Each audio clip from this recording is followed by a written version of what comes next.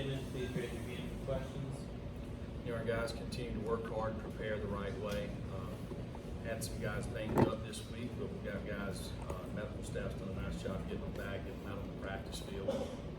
You know, when you look at where we're at right now as a football team, you know, I see a lot of buy-in with our players. I see guys that are continuing to work hard, preparing at practice. You know, we keep talking about we've got to play our best game. We're a long way from doing that. You know, offensively, you know, we've had struggles all year long in the red area. We've got to find ways to score touchdowns. Got to establish the run game, be more efficient running the football. You know, we've got to do a better job on third down. So defensively, last week we didn't get any turnovers. So we've got to find a way to get some turnovers. We've got to tackle better. We've got to eliminate mental mistakes. Got to make the other team beat us. Got to be able to start fast in the special teams. Got to do a much better job in protection on punt and punt coverage. Still have not got anything going in the kickoff return game. Some of that's been due to the kickers that we played against, kicking the ball in the end zone. But we've got to do a better job blocking guys running down the field up front. You know, I like the energy of our team. They've continued to work hard in practice, and so with that, I'll take any questions. Weston, David.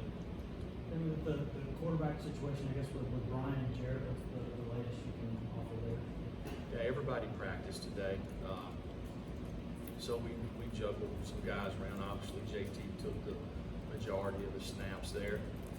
Brian took some too. Probably split those guys about 50-40, and Jared took about 10%. You know, some of that has to do with Jared's hands. Some of it has to do with he probably don't need as many reps as the other guys right now. But we repped all three guys. David. Why do you feel like the results and execution have been better for you guys last 3 games than they were until the first 5? Well, you know, as far as run efficiency, we didn't run the football near as good this past week as we have in some other weeks. One of the things that we didn't do is we didn't turn the football over offensively, which was a huge plus. You know, I don't know what the statistics are this year, but going into last year, if you just didn't turn the football over offensively, okay, or on special teams, you had like a 78% chance of winning the game. That was all last year. I'm sure it's very similar each week when we look at turnovers. We look at the NFL, we look at the SEC, and probably 80 to 85% of the folks that win the game, they won the turnover margin. So it's something that plagued us early in the year. Had lots of turnovers. We've been harping on it. So we've got to continue to take care of the football. I think that's one thing that helped us in this last game. Patrick and Blake. Jeremy, just some other injury things with Daryl Taylor, Darnell Wright, Jimmy Johnson. How much have they done this week, and what are their chances for playing on Saturday night? You know, Daryl, he practiced today. He'll be ready to play. Darnell probably has a little ways to go. So, you know, he's working hard to get there, but it'll probably be a game time decision. Jameer, same way. Blake and Vince. To follow up on the quarterbacks, Jeremy, is Brian cleared to play Saturday? And then with Jarrett, would he be able to go or more an emergency purpose? No, they're all cleared to play. You know, today's the first day that Jarrett's took some snaps. So, but they're all ready to go. You know, how we play them, we've not decided yet. We still got a couple more practices here to see and make a decision as we get closer to the game.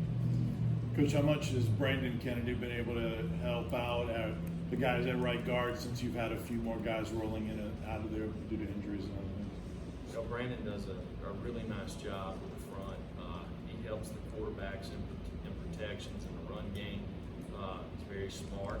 So it's kind of like having a coach out on the field. So, you know, we're glad he's there. He's healthy, staying healthy, and helping the guys around him. Other questions for Coach? Steve and then Gustavo.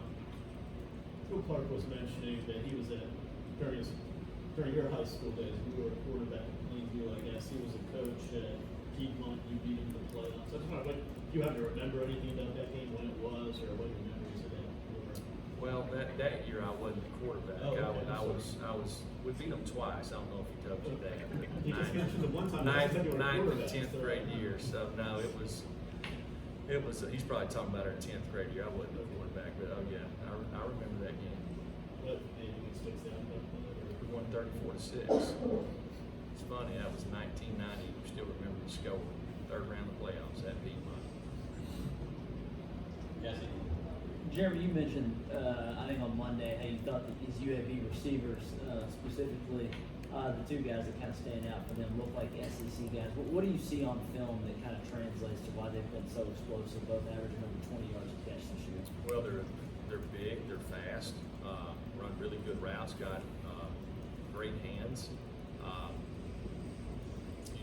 They create a lot of one-on-ones because they run the football so effectively. The quarterback does a nice job getting them the ball. They got more than two receivers now. Okay, 5, 6, 8. Along with their tight ends, they play like 3 running backs. I mean, this guy's got a good football team. Guys are big, fast, and strong. So they do a nice job, and they've done a nice job recruiting these guys in there. They are explosive. I mean, you watch the tape, they're making people look like they're standing still. They're running by them so fast. So they create a lot of explosive plays, and these same guys turn around and they're the returners in the return game on special teams. So they have dynamic playmakers, and we've got to do a great job of containing them. Gustavo and Gene. Coach, I know you said that all the games, matter the same, but you guys started to see the run of return, especially losing to Georgia State, which was the underdog, and you faced another underdog team. How do you guys keep us focused on the same way you guys are playing in the SEC? Well, to me, it's really about us. I'm talking about every game, So we keep looking to trying to play our best game, and we've been nowhere close to that. So if you're a right guard and the best that you've played as far as grading is 78% in the game, you need to play better.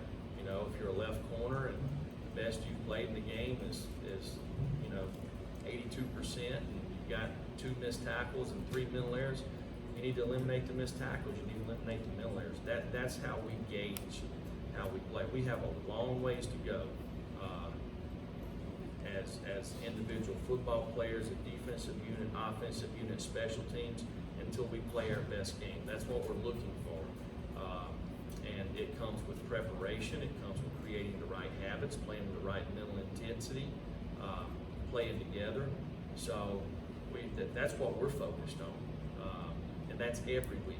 It doesn't matter who the opponent is. So I hope that answers your question. So some of the weeks we've been closer to that than we have others. So that's what we're focused on this week. It's the same routine every week.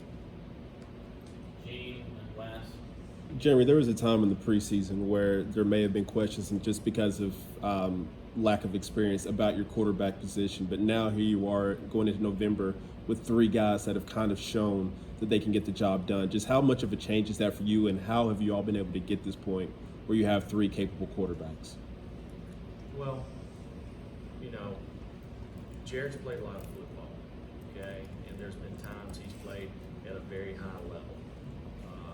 And probably most of the time he's played at a high level. That's the thing about that position is this, the guys that we recruited in here, JT, Brian, Jared was already here. All these guys have really good ability, right? So when they do something good, everybody knows it. Everybody knows it. When they do something that's not good, everybody knows it, right? So it's a whole lot different playing quarterback than it is playing 3 technique. 3 technique, nobody ever knows you do anything wrong. They just know if you make a tackle or you get a sack, right? They don't ever know the bad because nobody watches the 3 technique. Everybody watches the quarterback. So, we those guys have ability. they're like everybody else on our team. They're looking to be at their best on Saturday night, so they got to prepare that way through this week, and that's what we're focusing on.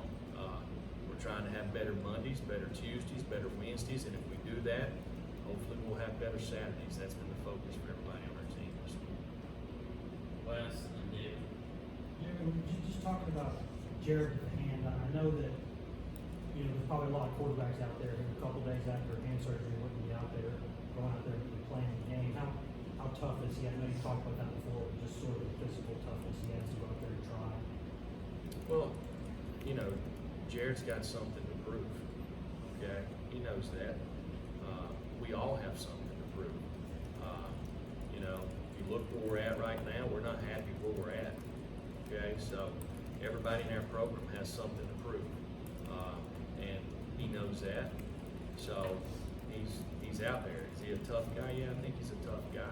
Does he want to play? Sure he does, okay? And I believe he'll be ready to play, and he'll do what it takes to get ready with limited practice. So, but no, it's not surprising to me. Last few, David, Patrick, Eric. When you talk about holistically on your roster, assignments and grades, how would you compare the last 3 games to the first one? You know, sometimes the scoreboard doesn't indicate how you play, you know, and that's happened this year. There's been times maybe we played a little better than the score indicated. You know, when you turn the football over, you know, it doesn't help you there. Saturday, we created some plays on special teams, you know, that kind of flipped it the other way. So maybe we didn't play as good as everybody thinks we did Saturday. I know how we played, and I know that a lot of people in our program are not happy how they play. Okay, so we got to do a better job as coaches to get our guys to play at their best, because that's what we're looking for. So we'll have an opportunity to do that Saturday night. So we worked hard this week to improve. There's so many places that we have to get better.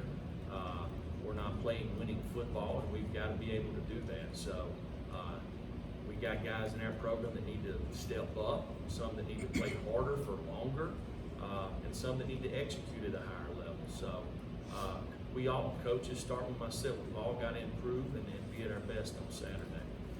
Patrick, and wrapping up with Eric. Jeremy, UAB didn't even have a football program for 2 years, not that long ago. They come back for a season, make a bowl, second season to win the conference. Just from your perspective as a coach, just how remarkable is kind of their story from what they've gone to where, you know, where they're coming in here Saturday night? Yeah, it's pretty unique. You know, the fact that where they were at, football gets shut down. You know, I was actually in Georgia, and we got one of the linebackers. You know, kids had nowhere to go. Jay Gaines, he's looking for a place to go. He comes to Georgia, starts for us at linebacker. So, also hired a coach from there who's now went back there, Blake Schrader. You know, and sitting there without a job. You know, he's the DB coach. We get him in Georgia as a GA. So now he's back coaching the defensive backs there. So it's a unique circumstance. I don't know exactly the details of how they were able to bring guys back, how many guys they were able to sign. I know there was either 1 year or 2 years they didn't play. All they did was practice, and they redshirted a lot of guys. They have an old football team, okay? I know they lost 35 seniors last year, so they had 35 seniors on their team last year. You know, and anytime you have 35 seniors, you got a chance to have a good football team. I'm sitting there looking this year, you know, especially like offensively, they really have only 2 returning starters. I'm looking at everybody on their team. They're redshirt juniors or redshirt seniors in the 2 deep. You know, so they have some age on their team. They're very well coached. The guys that coach there, I'm very familiar with them. Doesn't surprise me. I've seen them do it for the last 25 years. Some of them as players, some of them as coaches. So I'm not surprised there. Eric, last question. Jeremy, with the injuries on offense the last couple of weeks, offensive line and quarterbacks, looks like Jim Chaney's kind of put in some new wrinkles to that offense. What can you say about his play calling, his game plans going in here recently? Well, I feel like Jim's done a good job all year. Saturday, we maybe executed at a little higher level. We made some throws down the field, and when you get plays in chunks, it makes it a little easier to score. You know, when you sit there and you have to grind it out 4 yards, 3 yards, 7 yards, convert 4 third downs in a drive, lots can happen.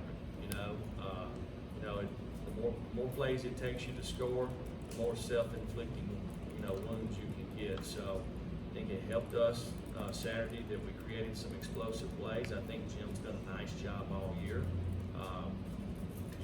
We've got to execute probably at a little higher level and be a little more consistent everywhere. And our kids are working hard to do that, there's been lots of games offensively that I felt like we've moved the ball, and we turn it over and don't give ourselves a chance. Or we move the ball and we get a penalty, a dead ball penalty, and now it's 1st and 25. It's hard to overcome. That's happened in some of the games where maybe at the end of the game, maybe what was on the scoreboard was not exactly probably a good indication of how we played. Thank you, Coach.